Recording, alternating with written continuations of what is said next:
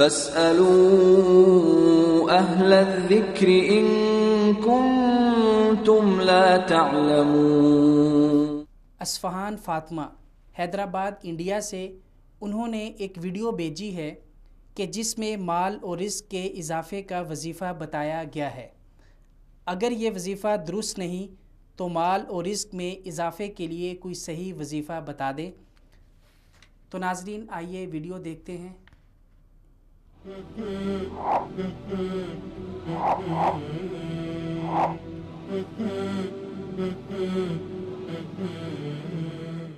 مرتبہ ہمارے آقا صلی اللہ علیہ وسلم مدینے کی گلی سے گزر رہے۔ کون؟ ہمارے آقا، ساتھ میں کہہ دو محمد الرسول اللہ۔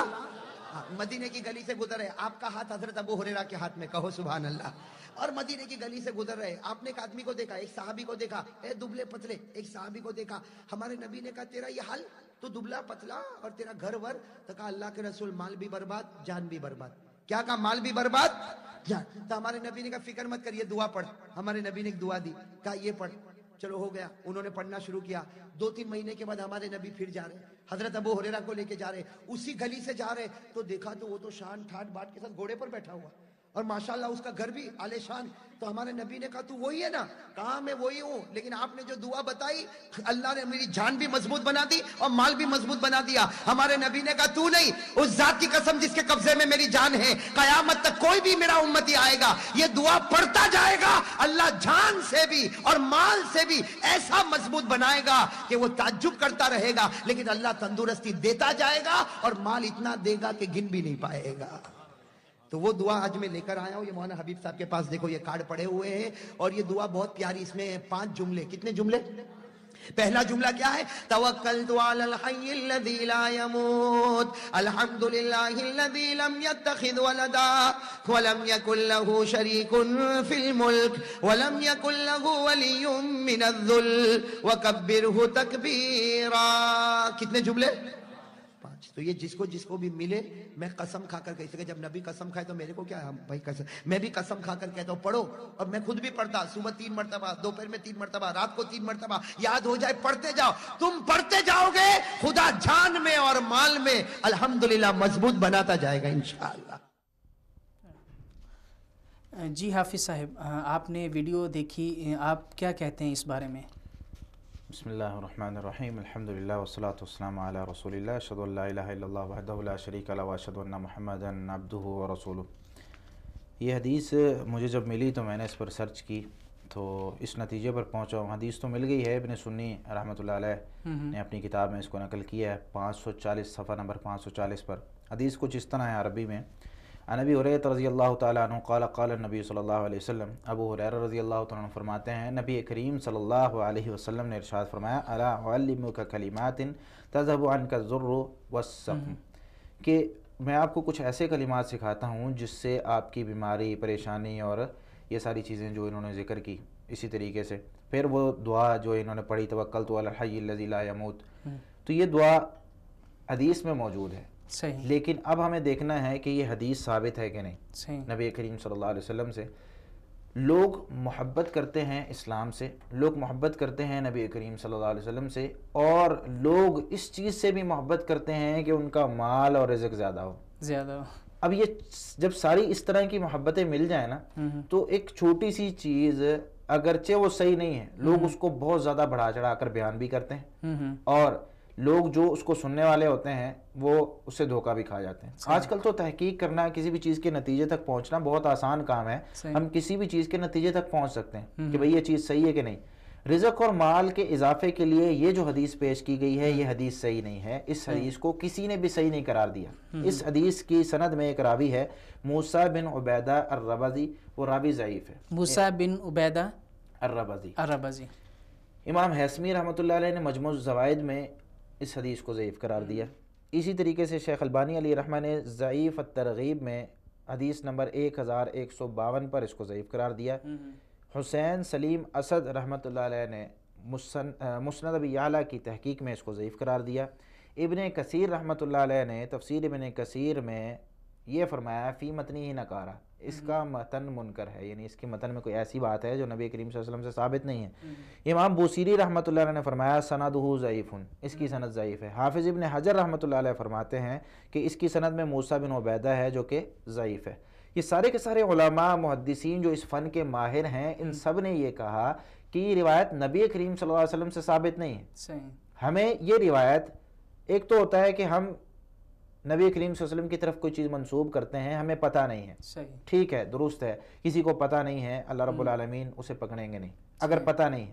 لیکن ساتھ میں یہ بھی حکم ہے کہ نبی کریم صلی اللہ علیہ وسلم کی طرف بات منسوب کرنے سے پہلے یا کسی کی بھی طرف بات منسوب کرنے سے پہلے اس کی تحقیق کر لینی چاہیے، صحیح، کہ کہیں یہ نہ ہو۔ اللہ رب العالمین کیا فرماتے ہیں، ان الظن اکذب الحدیث، صحیح، کہ گمان جو ہے، برا گمان، یہ سب سے جھوٹی بات ہے۔ صحیح۔ نبی کریم صلی اللہ علیہ وسلم کی حدیث میں بھی ایسی احادیث موجود ہیں کہ گمان اور کسی کے بارے میں بھی کوئی بھی سوچ قائم کر لینا، اس سے شریعت نے ہمیں منع کیا۔ تو یہاں پر یہ روایت ثابت نہیں ہے۔ صحیح، کئی دفعہ اس طرح ہوتا ہے کہ ایک اچھا انداز اور خوبصورت آواز ناظرین کو اور سامعین کو وہ اپنی طرف کھینچ لیتی ہے۔ اب ان کا انداز بھی اچھا تھا بیان کرنے کا اور آواز بھی خوبصورت تھی جس نے سامعین کو اپنی طرف کھینچا ہے، لیکن یہ بات یاد رکھیں ایسی حدیث نبی کریم صلی اللہ علیہ وسلم سے ثابت نہیں ہے، تو آپ صلی اللہ علیہ وسلم کی طرف اس کو منسوب نہ کیا جائے۔ جو اس فن کے ماہر لوگ ہیں انہوں نے یہ بتا دیا کہ یہ حدیث نبی صلی اللہ علیہ وسلم سے ثابت نہیں ہے۔ اب آتے ہیں ان اسباب کی طرف کہ جن اسباب سے رزق میں اور مال میں اضافہ ہوتا ہے، ٹھیک ہے، صحیح احادیث اور قرآنی آیات سے ہم دیکھتے ہیں اور پوچھتے ہیں شریعت سے، اسلام سے، کہ کون سی ایسی چیزیں ہیں جس سے رزق اور مال میں اضافہ ہوتا ہے۔ تو سب سے پہلی چیز ہمیں اسلام نے بتائی کہ توکل، اللہ پر بھروسہ، یقین۔ یہ جب انسان میں ہو تو انسان بھوکا کبھی نہیں مرتا۔ اس کے توکل اللہ، اللہ پر توکل ہو کہ بھئی یہ چیز میرے نصیب میں لکھی ہے، آج کا رزق میرے نصیب میں لکھا ہوگا تو مجھے ملے گا، میں جتنی مرضی کوشش کر لوں۔ حدیث میں کیا آتا ہے، نبی کریم صلی اللہ علیہ وسلم فرمایا کوئی ایک فائدے کی چیز پوری دنیا تمہیں دینے کی کوشش کرے، اللہ نے تمہارے نصیب میں لکھا نہیں ہے، تمہیں نہیں مل سکتا۔ کوئی ایک نقصان کی چیز پوری دنیا مل جائے، تمہیں نقصان پہنچانا چاہے، تمہیں وہ نقصان نہیں پہنچ سکتا جب تک اللہ نہ چاہے۔ تو اللہ پر توکل اور اللہ پر بھروسہ، سنن ابن ماجہ میں روایت ہے 4164 نمبر، نبی کریم صلی اللہ علیہ وسلم نے ارشاد فرمایا لو انکم توکلتم علی اللہ حق توکلہ، اگر تم اللہ پر حق توکل یعنی ایسا توکل کرو، ایسا بھروسہ کرو جو توکل کرنے کا حق ہے، بھروسہ کرنے کا حق ہے، اللہ رزقکم کما یرزق الطیر، ایسے تمہیں رزق دے جیسے پرندوں کو رزق دیتا ہے۔ پرندے کیا ہوتے ہیں، تغدو خماسا وتروح بطانا، صبح نکلتے ہیں خالی پیٹ ہوتے ہیں لیکن جب شام کو واپس آتے ہیں تو پیٹ بھرا ہوا ہوتا ہے۔ تو اللہ پر توکل، سب سے پہلی چیز اللہ پر توکل، بھروسہ کہ رزق دینا اللہ نے، ہم کوشش کریں، رزق اللہ کی طرف سے ملے گا۔ دوسری چیز ہے کثرت سے استغفار کریں، اللہ سے اپنے گناہوں کی معافی مانگیں، اس سے بھی رزق میں، جان مال میں برکت ہوتی ہے، مال میں بھی اضافہ ہوتا ہے۔ قرآن کریم میں سورہ نوح میں اللہ رب العالمین فرماتے ہیں آیت نمبر 10 سے 12 تک، فَقُلْتُ اسْتَغْفِرُوا رَبَّكُمْ إِنَّهُ كَانَ غَفَّارًا يُرْسِلِ السَّمَاءَ عَلَيْكُمْ مِدْرَارًا وَيُمْدِدْكُمْ بِأَمْوَالٍ وَبَنِينَ وَيَجْعَلْ لَكُمْ جَنَّاتٍ وَيَجْعَلْ لَكُمْ أَنْهَارًا۔ استغفار تم کرو، اللہ رب العالمین 4 فائدے تمہیں دے گا۔ 4 فائدے کون کون سے ہیں؟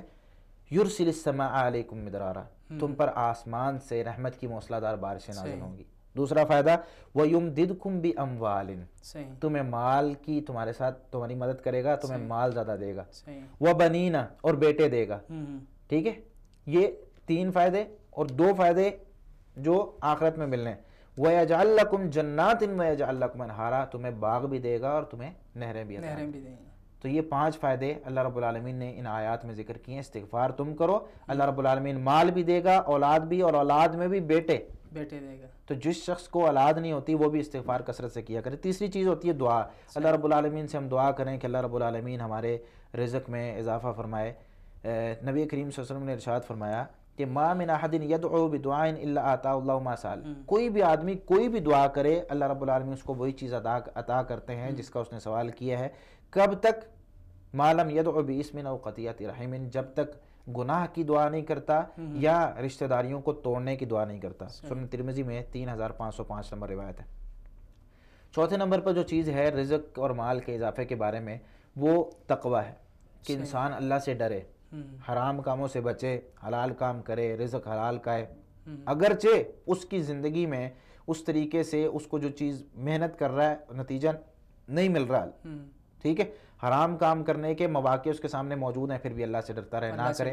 وَمَن يَتَّقِ اللَّهَ يَجْعَل لَّهُ مَخْرَجًا، جو اللہ سے ڈرتا ہے اللہ تعالیٰ اس کے لیے ہر مشکل سے نکلنے کا راستہ بنا دیتا ہے۔ احادیث میں بھی اسی طرح آتا ہے وَيَرْزُقُهُ مِنْ حَيْثُ لَا يَحْتَسِبُ، اس کو رزق ایسی جگہ سے دیتا ہے جہاں سے اس کے وہم و گمان میں بھی نہیں ہوتا، انسان سوچتا بھی نہیں یار یہاں سے مجھے رزق مل سکتا ہے۔ پانچویں چیز ہوتی ہے صلہ رحمی، انسان اپنے رشتہ داروں کے ساتھ صلہ رحمی کرے، ان کو پہچانے کہاں کہاں میرے رشتہ دار رہتے ہیں، کیا کرتے ہیں، ان کے ساتھ ملے، ان کے ساتھ بات کرے کھلے چہرے کے ساتھ۔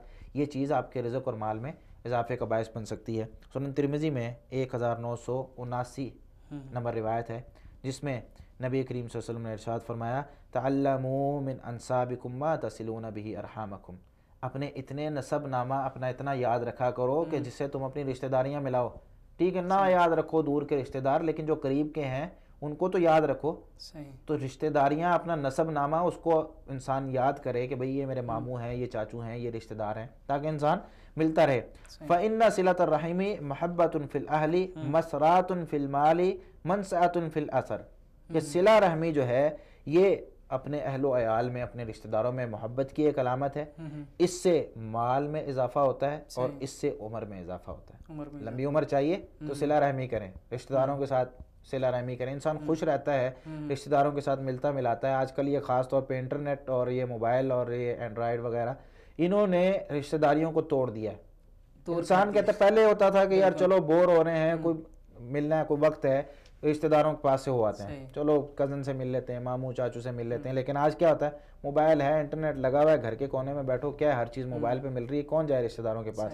حتیٰ کہ کوئی کسی کے گھر بھی چلا جائے تو ایک مجلس لگی ہوئی ہے، 10-12 لوگ ہیں، ہر ایک کے ہاتھ میں موبائل ہے، اپنے اپنے موبائل میں لگاؤ۔ بھائی رشتہ داروں سے ملو، مال میں بھی اضافہ ہے اور عمر میں بھی اضافہ ہے۔ یہ صحیح حدیث موجود ہے نبی کریم صلی اللہ علیہ وسلم سے، تو ان سے رزق اور مال میں اضافہ ہوتا ہے۔ یہ جو حدیث یہ بھائی صاحب نے بیان کی ہے تو یہ حدیث بیان کرنے سے بھی بچنا چاہیے اور نبی کریم صلی اللہ علیہ وسلم کی طرف اس کو منسوب بھی نہیں کرنا چاہیے۔ واللہ تعالی اعلم۔ فاسألوا أهل الذكر إن كنتم لا تعلمون۔